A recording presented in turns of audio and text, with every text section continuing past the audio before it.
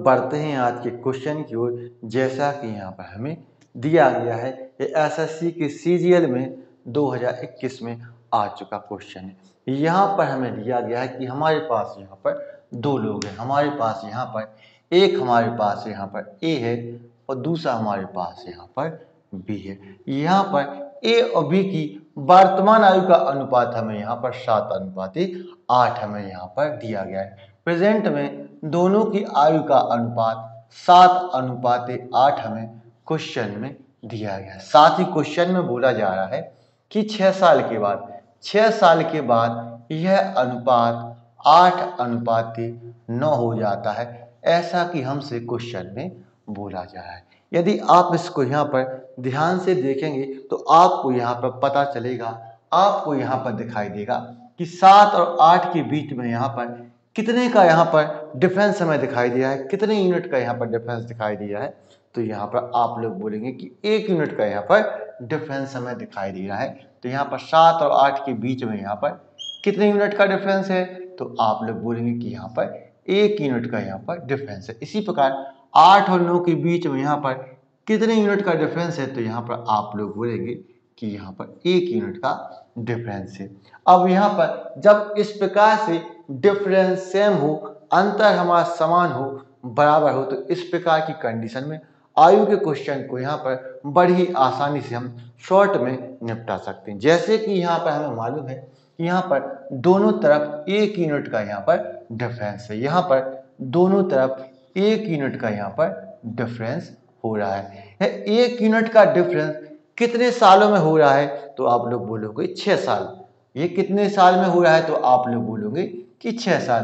तो 1 यूनिट का मान यहाँ से 6 साल निकल के आ जाता है कि 1 यूनिट यहाँ पर 6 साल के बराबर है। तो क्वेश्चन में यह देखो कि हमें यहाँ पर दिया क्या गया, हमें यहाँ पर पता क्या करना है।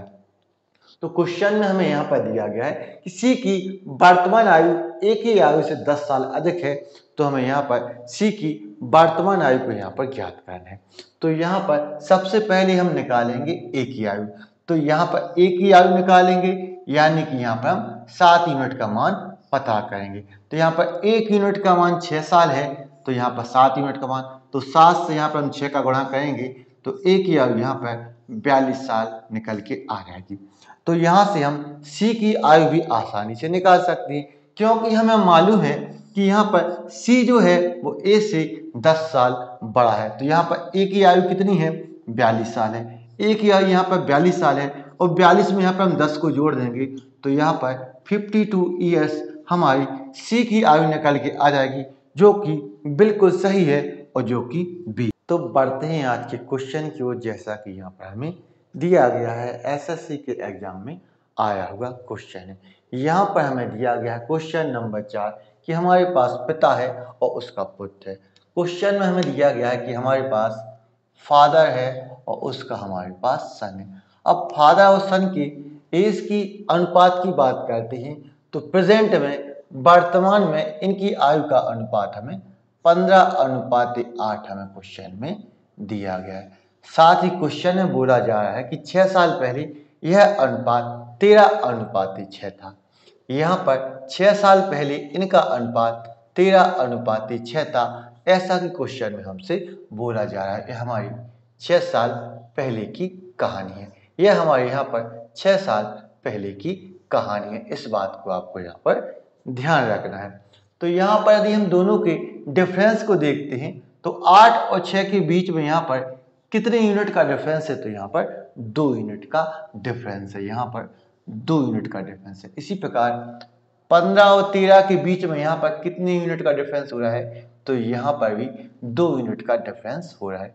यानी कि यहाँ पर अंतर हमारा सेम हो रहा है। यदि हमारा अंतर सेम है, दोनों तरफ हमारा डिफरेंस 2 यूनिट हो रहा है, तो ये 2 यूनिट डिफरेंस हमारे यहाँ पर कितने सालों के कारण हो रहा है, ये हमारा 6 साल के कारण हो रहा है। तो यहाँ पर 2 यूनिट का मान यहाँ से वहाँ 6 साल निकल के आ जाता है। यदि यहाँ पर 2 यूनिट का मान यहाँ पर 6 साल है तो यहाँ से हम 1 यूनिट का मान निकालते हैं। तो यहाँ से 2 से यहाँ पर हम 6 को काटेंगे तो यहाँ पर कटेगा 3 बार, यानी कि यहाँ पर 1 यूनिट का मान यहाँ पर 3 साल निकल के आ जाता है कि 1 यूनिट का मान यहाँ पर 3 साल है। तो क्वेश्चन में यह देखो कि हमें यहाँ पर क्या पता करना है।